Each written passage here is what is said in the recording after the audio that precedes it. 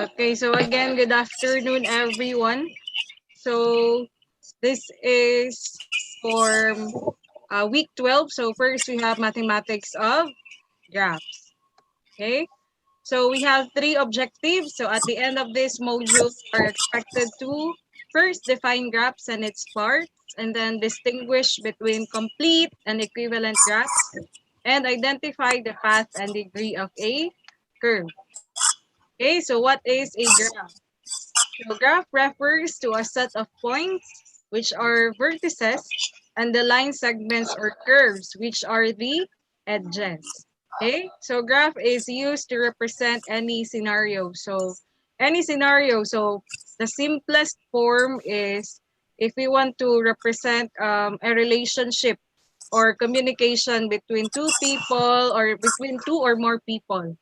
Okay, so we can use graph to represent that communication that is being done between two or more people. So graph is a pair G. So most of the books, they are using capital G to denote the graph. So as what you can see here, graph is composed of two elements. You have V and E. So V stands for the vertices and E stands for the edges. Okay, so example, here on our figure here, so the vertices are the points. So we have here vertices B, W, Y, Z, U, S, and X. Okay, and then we have here our edges. So our edges are line segments or curves. So we have here edge B, W, W, Y, Y, Z, Z, U, UX. And then for XB, we have 2. So XB na line segment. So this is XB sub 1. And then we have XB na curve. So this is XB sub 2. Okay. Next, we have, so to further define edges, so an edge may be labeled by a pair of vertices. For instance, E is equal to VW. Okay, here sa ating example, edge VW. And then we also have this isolated vertex. So if we say isolated vertex, ito lang siya, vertex lang siya, walang nakakabit na edge. Okay. Okay, next we have um, special edges. So we have the so-called parallel edges. So if we say parallel edges, these are two edges connecting the same vertices. So on our example here, our parallel edges, we have AB na line segment at saka AB na curve.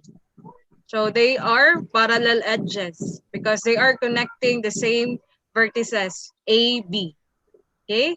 Next, we have the loop. So a loop is an edge that starts and ends at the same vertex. So on our figure here, our loop is here, D.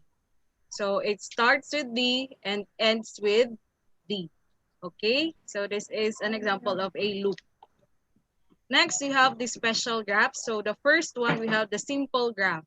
So a simple graph is a graph without loops or parallel edges. So simple lang, yan lang. Okay, example, ito.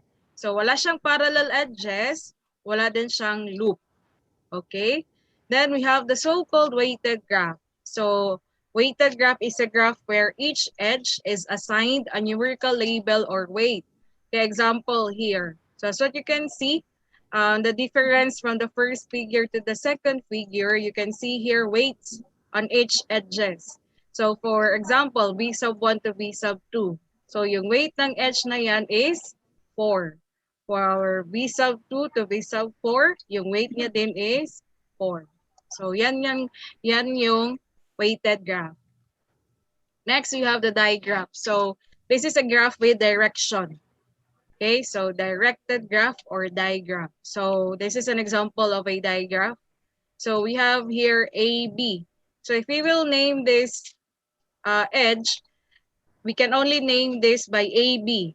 We cannot name this by BA kasi nga yung direction niya from A to B lang siya. And then for here, we can name this edge as CB. We cannot name this as BC kasi nga yung direction niya is from C to B. So that's digraph.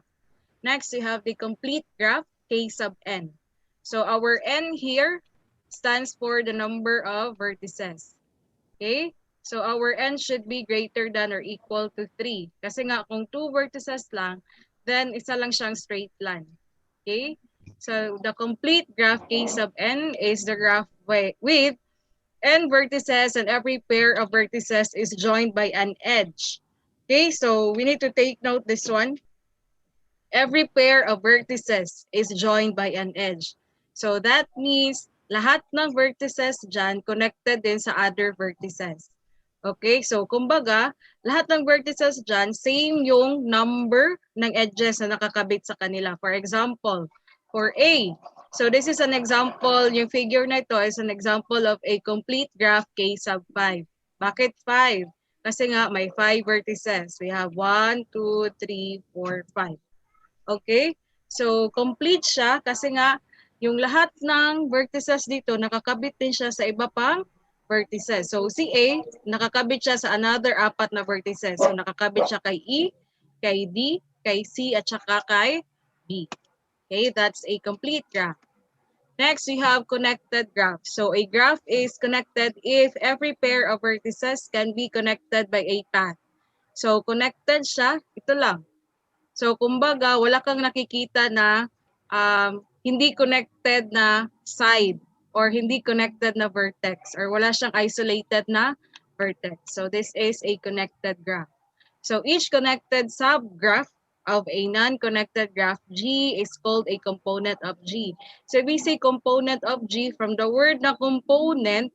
So, kumbaga, part lang siya sa bigger na graph. So, this is an example of component graph. Okay, ito din siya, component graph din ito. Okay? Next, you have the adjacency matrix. So, itong adjacency matrix, this is being used if we want to represent the edges or the connection of edges by the vertices. Okay? So, here, yung ilalagay natin dito sa taas, dito, so lagyan natin ng A, B, C, at saka D. Yan dyan. Dito din pababa, A, B, C, at saka D. Okay, so now we need to count how many edges are being connected sa vertices. For example, di ba dito A, dito din A. So A to A, tignan natin kung may connection. So A to A, so nakita natin dito na wala tayong loop. Kasi kung A to A na connection, that's a loop. So this is 0 kasi nga wala tayong loop, walang connection na from A to A. Then here, this is A, here is B. Okay, tignan natin kung may connection nga si A to B. So A to B. So nakita natin meron nga. So we have here 1. So may isa siyang edge na connection. So yan, 1 ang nilagay natin. Dito A, dito naman ay C yan dyan. Okay, A to C. A to C. So nakita natin may isang connection or may isang edge na nakakonect. So kaya lagyan natin siya ng 1. Okay, that's the adjacency matrix. Okay, next we have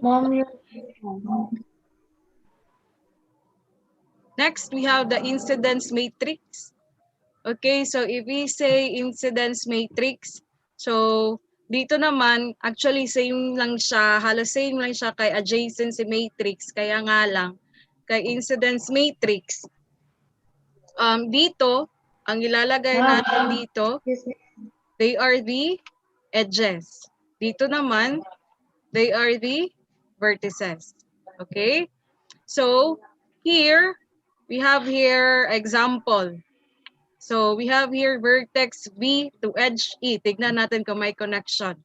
Vertex V, edge E. So, ayan, meron ngang connection. Merong isa. So, kaya may 1 dyan. Okay, vertex V to F. Okay, V to edge F. So, ayan, meron tayong nakikitang connection. Isa. So, kaya may 1 dyan. Okay? So, next, we have paths and cycles. Okay? So, a path of length n is a sequence of n plus 1 vertices and n consecutive edges. So, if we say consecutive, that means sunod-sunod dapat. Okay? So, path of length 7. Okay, so bakit 7? Kasi nga this is composed of 7 edges. So 1, 2, 3, 4, 5, 6, 7. Okay?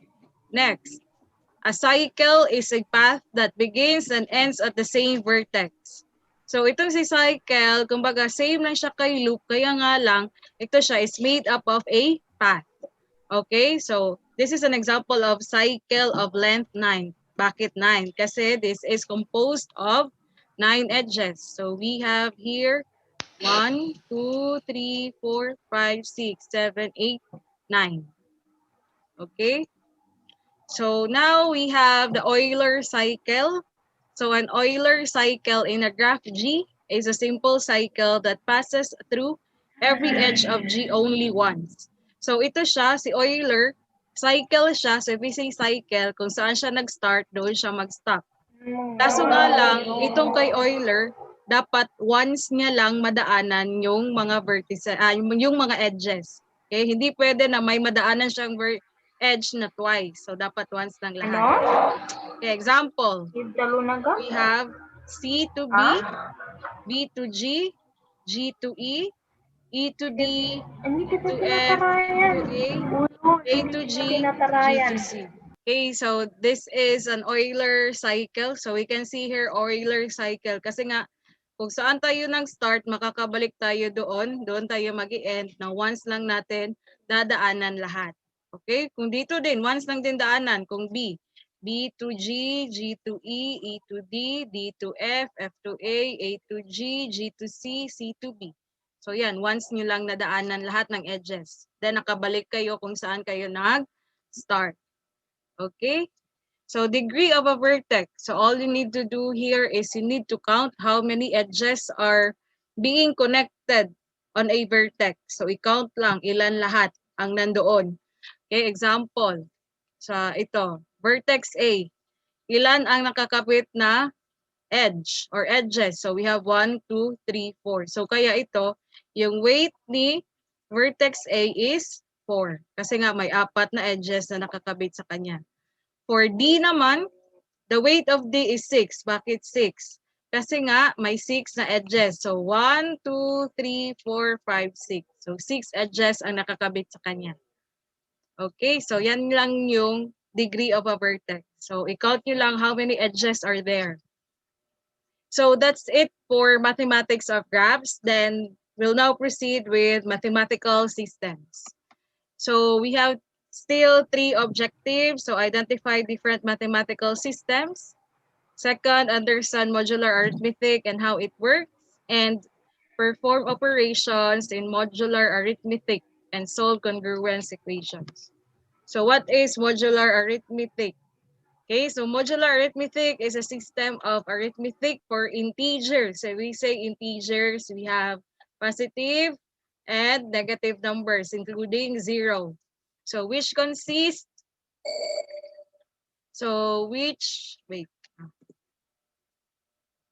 which considers the remainder. So here for modulo, we are looking for the remainder. So again ha, itatak sa utak na we are solving for the remainder. We are looking for the remainder. So for the whole time now, you need to bear in mind na we are looking for the remainder, not with the quotient.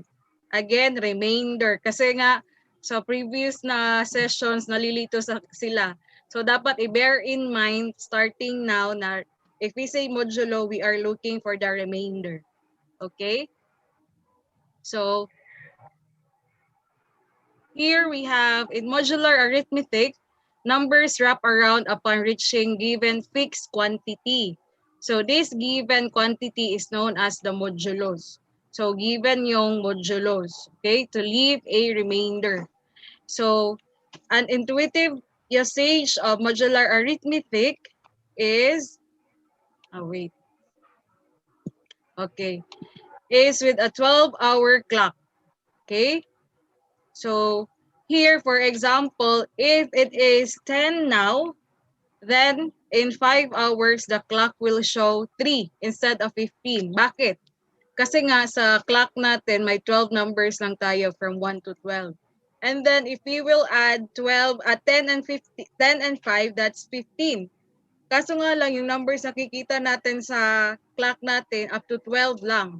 So yung remainder nun, yun yung makikita or yun yung oras. So kaya, 10 plus 5, that's 15. If we will divide 15 by 12, the remainder is 3. So kaya yung lalabas is 3.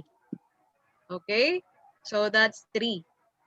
So again, we are looking for the remainder. Okay? So here, 3 is the remainder of 15 with a modulus of 12. Okay? So a number x modulo of n is the equivalent of asking for the remainder of x when divided by n. So itong n, given yan. So two integers a and b are said to be congruent or in the same equivalence class modulo n if they have the same remainder. So if we have two equations given, so we can say that they are congruent if they have the same remainder. Okay? Okay, here, example. So modulo of 4. So this is an example of modulo of 4. So if we say modulo of 4, may apat lang tayo na pwedeng remainders. We have 0, 1, 2, and 3. So whatever the number is or kahit na umabot na yan ng milyon na number, kapag dinivide natin siya sa 4, itong apat lang talaga yung magiging remainder, either 0, 1, 2, or 3. Okay? So example, 0 modulo of 4. Okay, so the answer is 0. Bakit 0? Kasi nga, hindi pa tayo nakapag-divide dito. Okay? Kasi 0 divided by 4. So 0. 1 modulo of 4. So still the answer is 1. Kasi hindi pa siya nakadivide kay 4. So remainder talaga siya na 1. Then 2 modulo of 4. So we have here 2. Kasi hindi pa siya nakaabot kay 4. So 3 modulo of 4. We have the answer is 3. Or dito lang yan. Gamitin lang natin to. Okay? So for example, 4 modulo 4. So 4 divided by 4. So dito the answer is 0. 4 modulo of 5 dito. So the answer is 1. Kasi nga yung remainder kapag dinivide natin yung 5 sa 4, the remainder is 1. So kaya 1 yan dyan. 12 modulo of 4. The answer is 0 kasi wala siyang remainder. 13 modulo of 4. The answer is 1. Kasi nga, if we will divide 13 by 4, the remainder is 1. Then yung nearest multiple of 4 to 13 is 12. Next, we have modulus of 6. Here for modulus of 6, so we have 6 numbers that could be the remainder. So we have numbers 0 to 5. Okay, so again, we have 0 modulo of 6. The answer is 0 kasi hindi pa tayo nakapag-divide. 1 modulo of 6, still this is the remainder, 1. 2 modulo of 6, 2. 3 modulo of 6, 3. So what if dito? Okay. 6 modulo of 6, the answer is 0. Walang remainder. 7 modulo of 6, the answer is 1. Kasi nga, may sobra na 1. Then 8 modulo of 6, the answer is 2. Kasi nga may sobra na 2 or remainder niya ay 2. Okay, what if modulus of 9? Okay, so kung modulus of 9, so we only have 9 numbers that could be our remainder. So from numbers from 0 to 8. Okay, so we have here example 0 modulo of 9, the answer is 0. 1 modulo of 9, the answer is 1. So kapag hindi pa siya nakaabot dito na number sa modulo natin, kung ano yung number dito, yan yung answer. Okay? So here, dito tayo, 9 modulo of 9, the answer is 0. 10 modulo of 9, the answer is 1. So that's the remainder. 11 modulo of 9, the answer is 2. So kung dito, 16 modulo of 9, so ano yung remainder or ano yung sobra kapag dinivide natin yung 16 by 9? So yung sobra ay 7. So kaya 7 yung sagot dito or yung remainder. So 17 modulo of 9. So yung sobra dyan, the answer is 8. Okay? So what if ito? So marami na or large numbers. So 18 modulo of 9. So 18, if we will divide 18 by 9, the answer is 0. And then 19, if we will divide 18 by 9, the answer is 2. So wala siyang remainder, kaya 0 dito. 19 modulo of 9, kapag dinivide natin siya, yung remainder ay 1. Okay? 20 modulo of 9, so if we will divide 20 by 9, yung sobra is 2. Or yung remainder niya ay 2. So again, itatak sa utak na we are looking for the remainder, not with the quotient. Okay? Baka may magtanong mamaya kung paano kinuha ang answer. So again, that's the remainder, not the quotient. Okay? Next, what if negative yung number? Okay, so kung negative yung number, for example, ito. Negative 9 modulo of 9. So ito dito siya, yung negative 9, i-divide natin siya, di ba? Negative 9 divided by 9. So the answer is negative 1. Tama? So wala siyang remainder. So kaya dito, 0 ang sagot. Okay? Kasi wala siyang remainder. Kasi nadi-divide siya. Negative 8 modulo of 9. So ito, if we have negative 8 divided by 9, since this is negative, so kailangan natin ng 1 para makadivide siya kay 9. Tama? Okay, so kaya 1 yung sagot dito. Okay? So here, so if we will have here, if we will get the additive inverse of 1, that's negative 1. So kung i-add natin yan dito, negative 1 minus 8, that's negative 9. So makadivide na siya.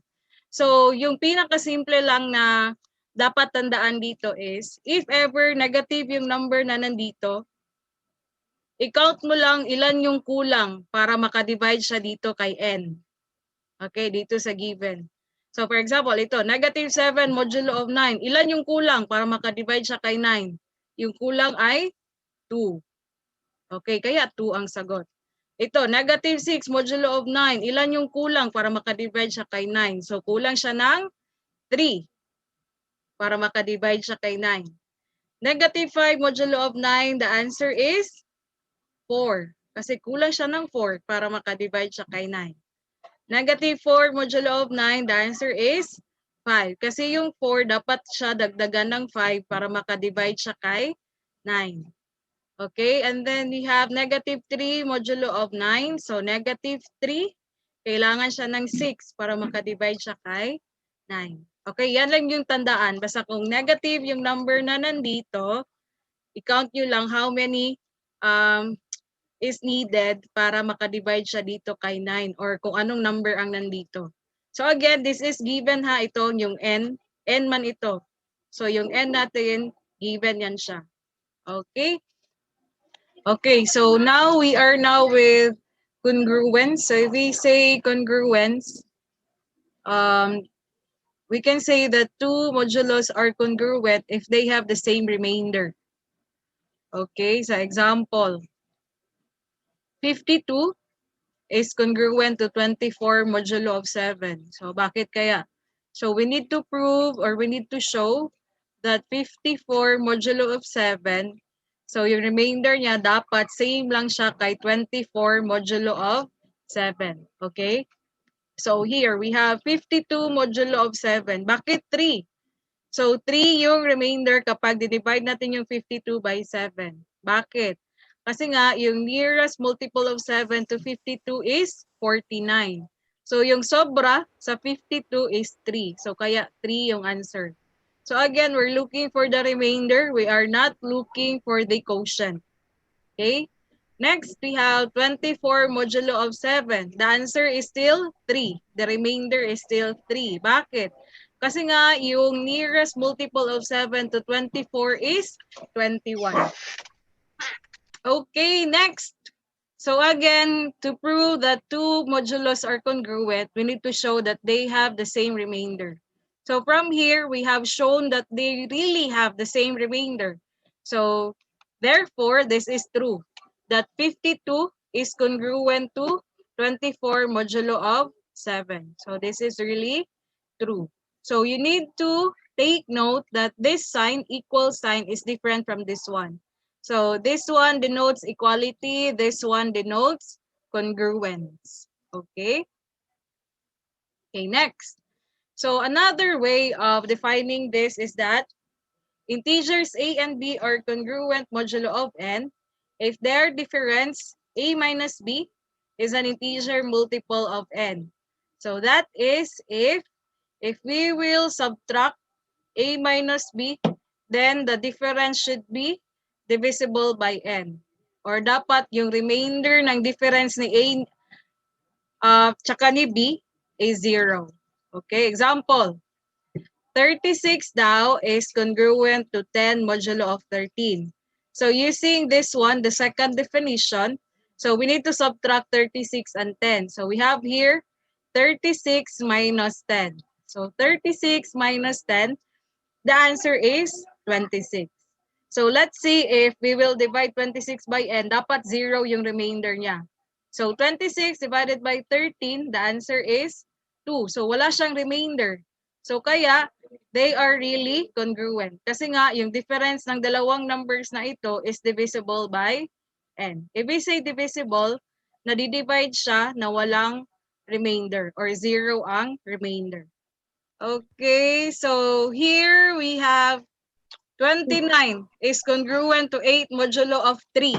Okay? So they say that this is a true congruence. Bakit? Kasi nga, so using the second na description or definition, so may i-subtract muna natin. 29 minus 8, that is 21. Okay? So 21 should be divisible by 3. Kung tignan natin, 21 is indeed divisible by 3.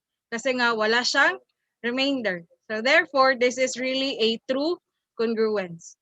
Okay, para hindi mahirapan, kung hindi kayo sanay sa pag-compute sa mentally, you can use calculator dyan sa mga bahay nyo.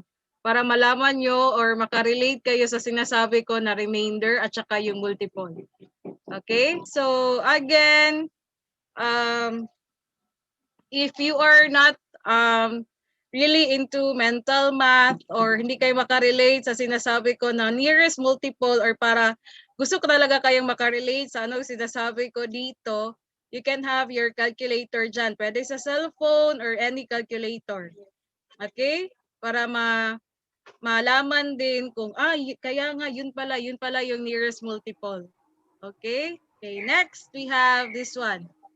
15 daw is congruent to 4 modulo of 6. So this is not Akala ko tapos lang, ma'am.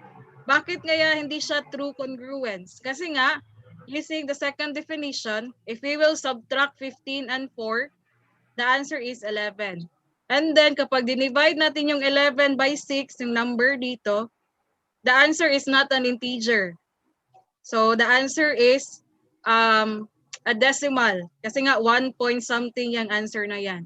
So di ba sa second definition, para masabi natin yan, na yung dalawang modulo ay congruent, dapat kapag ginamit natin itong second definition, dapat 0 yung remainder. Okay? So kaya naging ganyan. Kaya hindi siya true congruence. Unlike dito sa una, kapag sinubtract natin yung 29 at saka 8, that's 21. Tapos divide natin yung difference nila dito sa 3, sa n natin, walang remainder, 0 ang remainder. So kaya true congruent siya. Okay? So don't worry, marami pang examples. Okay? So we have here the definition, another definition. So still examples using the second definition. So again, kapag sinubtract natin yung A and saka B, dapat yung difference nila is walang remainder. Kapag dinivide natin dito kay N or yung number after the mod or the modulo. Example, 29 is congruent to 15 modulo of 7. Okay, so bakit? So 29 minus 15, that is, ano yung sagot? That's 14. Okay? So para hindi mahirapan, you can use your calculator there. So 29 minus 15, that's 14. So again, para masabi natin na they are really congruent, dapat kapag dinivide natin yung difference nito, dito sa modulo, dito na number, dapat 0 yung remainder. So again, we will subtract these two numbers. The answer is 14. 14 divided by 7, walang remainder. So kaya this is really true. So indeed, 29 is congruent to 15 modulo of 7. Next, we have 12 modulo of 3. 12 is congruent to 3 modulo of 9. So bakit? Okay, so 12 minus 3, that's 9. So 9 divided by 9, walang remainder. So this is a true congruence. Okay? Next is we have 12 is congruent to 21 modulo of 9.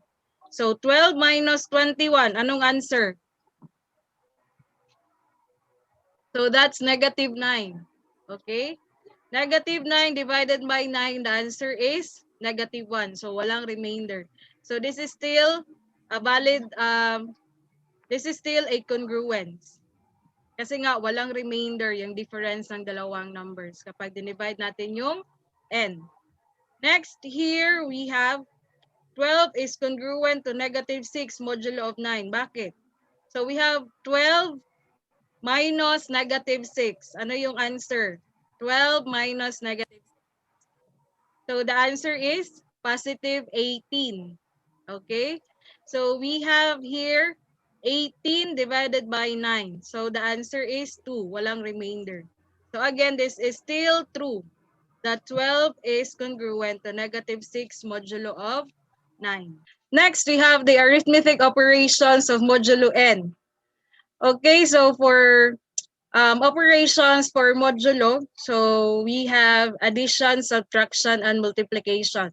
So you need to remember that whatever is the property for addition, that goes with the subtraction.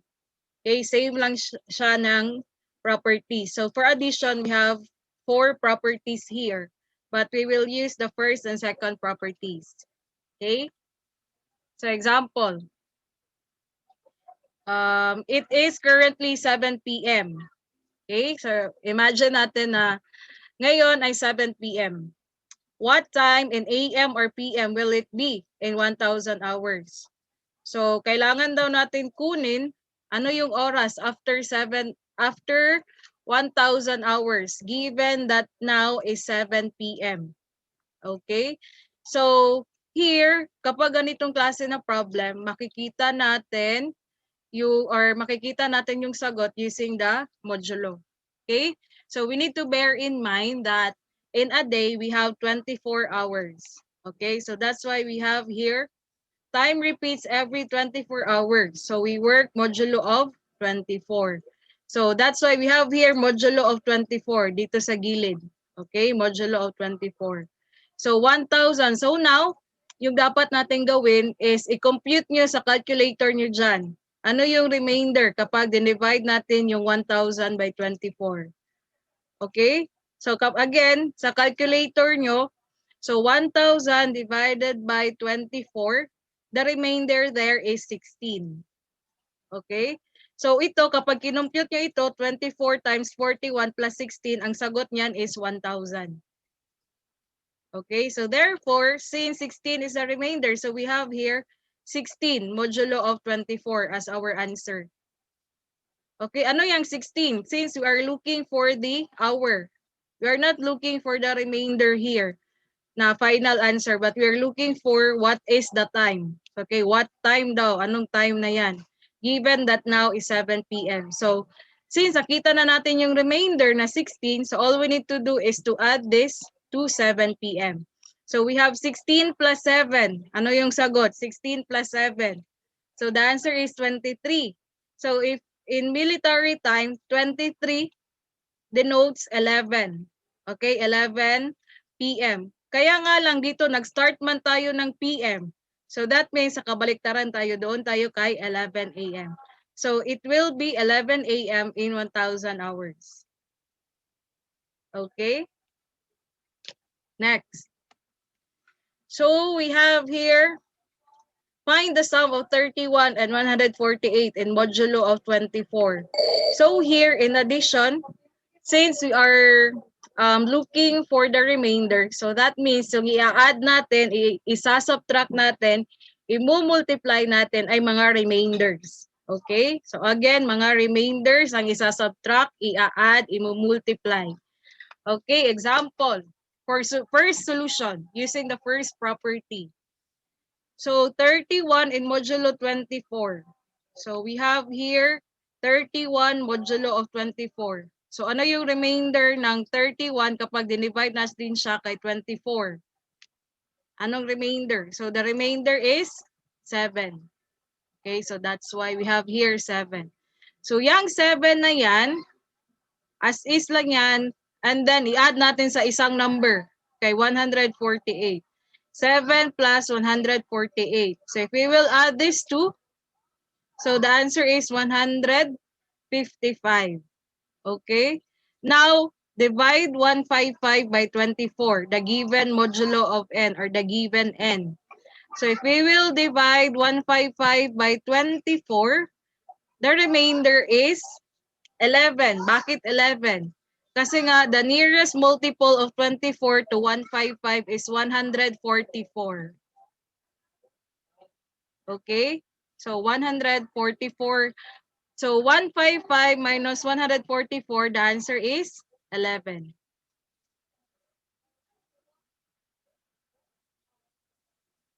Okay, question. Or 24, i-multiply nyo na lang. 24 times 6, that's 144. And then, i-subtract nyo yan sa 155. Then, you'll get the remainder, which is 11. Okay? Next. So, we have another solution. Okay, so for the second solution, so kunin lang natin yung remainder ng dalawang numbers. 31 modulo of 24 and then 148 modulo of 24.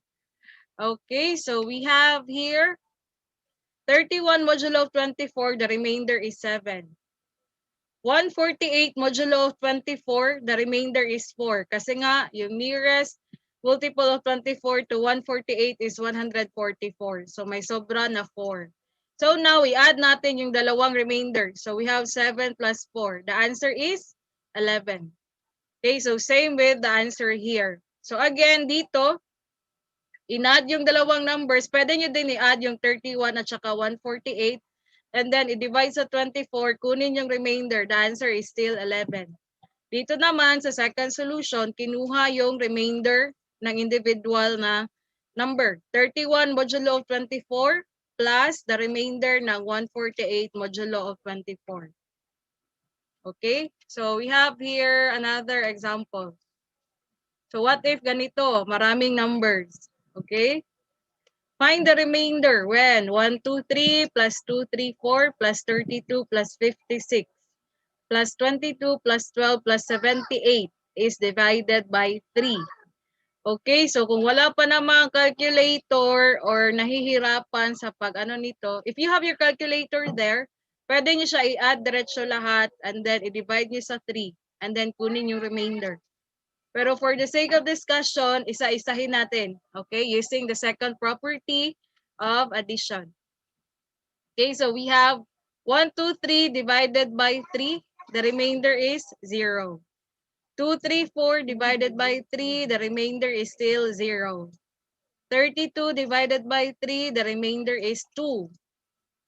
56 divided by 3. The remainder is 2. 22 divided by 3, the remainder is 1. 12 divided by 3, the remainder is 0. 78 divided by 3, the remainder is 0. So now add all the remainder. So we have 0 plus 0 plus 2 plus 2 plus 1 plus 0 plus 0. Okay, so then you'll get 5 as the sum of all the remainders. 5 modulo of 3. Okay, from here, so as what I have shown you kanina, for modulo of 4, yung highest remainder niya ay 3. So kay 3, kung modulo of 3, yung highest remainder niya dapat 2. So tatlo lang yung numbers na pwede natin isagot as remainder, 0, 1, and 2. Okay, so as what you can see here, 5 can still divide 3. Pwede pa natin ma-divide si 3 dyan. Okay, so kaya kapag dinivide natin yung 5 by 3, the answer is the answer is 1 and the remainder is 2. So kaya yung answer natin ay 2. Kasi nga, we are looking for the remainder, not with the quotient. Okay? Next. So, multiplication. So, kay multiplication naman, yung concept niya, same lang siya kay addition. Kaya nga lang, we need to multiply the remainders. Okay, kanina, in-add natin yung remainders. Ngayon, i-multiply siya. Okay? So, here, example. What is 8 by 16 or 8 times 16 modulo of 7? So, i-multiply daw natin yung 8 modulo of 7 sa 16 modulo of 7. Okay? So, we have 8 is equivalent to, is congruent to 1 modulo of 7. Bakit naging 1 yan dyan? Kasi nga, 8 divided by 7, the remainder is 1. And then we have 16 modulo of 16 is congruent to 2 modulo of 7. Bakit 2 nandyan? 16 divided by 7, the remainder is 2 because the nearest multiple of 7 to 16 is 14. So kaya 2 yung remainder niya. Kaya 2 ang nandito. So now we have the 2 remainders, 1 and 2. So multiply the 2 remainders. So 1 times 2, we have 2. So therefore, yung sagot dito sa 8 times 16 modulo of 7 is 2. Or 2 modulo of 7. Okay? Next. What if ganito daw? Find the remainder when 124 times 134 times 23 times 49 times 235 times 13 is divided by 3. So if you have your calculators there, you can multiply the numbers and then divide it by 3 and then look for the remainder. Okay, so now isa-isahin natin. So 124 divided by 3, the remainder is 1. So kaya 1 yan dyan. 134 divided by 3, the remainder is 2. 23 divided by 3, the remainder is still 2. 49 divided by 3, the remainder is 1. 235 divided by 3, the remainder is 1. 13 divided by 3, the remainder is 1. So now multiply all the remainders. So we have 1 times 2 times 2 times 1 times 1 times 1. So if we will multiply all these numbers, the answer is 4. So sa nakikita natin, 4 can still divide 3. So 4 divided by 3, the remainder is 1. Therefore, the final answer is 1. So kapag minultiply natin ito, so yung product nila kapag dinivide kay 3, the remainder is 1. Okay? So ito. So summary. So again, kung ano yung properties ni addition, yun din yung properties ni subtraction. So for addition, here we have 11 modulo of 8, bakit 3? So 11 divided by 8, the remainder is 3. 15 modulo of 8, the answer is 7. So if we will divide 15 by 8, the remainder is 7. So now since we are with addition, so add natin yung dalawang remainders, 3 plus 7. So the answer is 10. So sa nakita natin, 10 can still divide 8. So if we will divide 10 by 8, the remainder is 2. So therefore, our final answer is 2. Hindi 10. Kasi pwede pa siya ma-divide kay 8. Okay, so kagaya ng fractions, you need to find the simplest form. Okay, next, for subtraction. So again, 11 modulo of 8, the answer is 3. And then here, ito, 3. 15 modulo of 8, that's 7. So since we are with subtraction, i-subtract natin. 3 minus 7, ayun, ano yung sagot? So 3 minus 7, the answer is negative 4. So kaya may negative 4 dito. Yan. Negative 4 modulo of 8. So kapag, again, kung negative yung number na nandito, kagaya ng napakita ko kanina, you need to find ilan yung kulang para makadivide siya dito kay n. Okay, kay 8. So si negative 4, kulang siya ng 4 para makadivide kay 8. So kaya 4 yung sagot dito. Okay? Next, we have the multiplication. 11 modulo of 8 times 15 modulo of 8. So again, nakita na natin kanina kung ano yung remainder. So what if we will use the second definition? So i-multiply muna natin yung 11 at saka 15. So 11 times 15, that is 165. 155. Okay. So 165 modulo of 8. So if we will divide 165 by 8, so the remainder is 5. Bakit? Kasi nga, yung nearest multiple of 8 to 165 is 160. So okay, subtract natin yan kay 165, the answer is 5. So the remainder is 5. Or pwede rin yung gamitin yung kanina. So, di ba nga 11 modulo of 8, the answer is 3. 15 modulo of 8, the answer is 7. So kung i-multiply yan, 7. 3 times 7, that is 21. 21. Okay, 21 divided by 8, yung remainder niya ay 5. Kasi nga, 5. the nearest multiple of 8 to 21 is 16. Okay, so that's it for the week 12.